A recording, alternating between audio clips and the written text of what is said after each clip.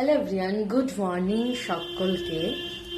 আজকে আমি তোমাদেরকে একটা জিনিস দেখাবো, মানে এটা আমার কাছে খুব স্পেশাল।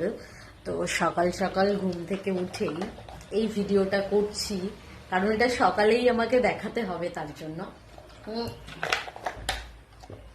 শেয়ার করছি আজকে। মানে যেহেতু আমি খুব একটা ফুল গাছ লাগাই না, আমার জীবনে মনে আছে আমি হয়তো একবার কি দুবার হয়তো ফুল গাছ লাগিয়েছি। তার মধ্যে একটা ছিল নীলকণ্ঠ ফুল গাছ।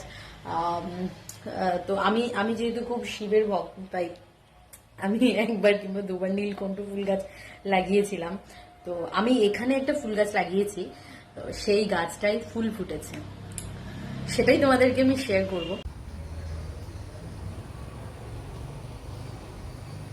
এই যে একটা তুলসী গাছ, দুটো তুলসী গাছ লাগিয়েছিলাম, কারণ ভেবেছিলাম যে দুটোই লাগাই, একটা যদি না বাঁচে তো আরেকটা তো বাঁচবে। সে তারপর দেখি যে দুটোই বেঁচে গেছে।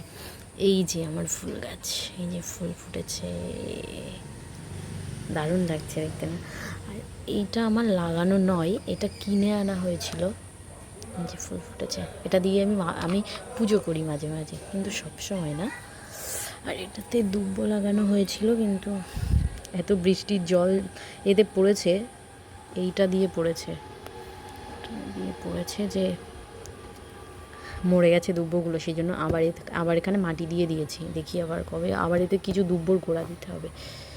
আর এই যে ফুল গাছ, এটাও আমার লাগানো নয়, এটা আনানো হয়েছিল।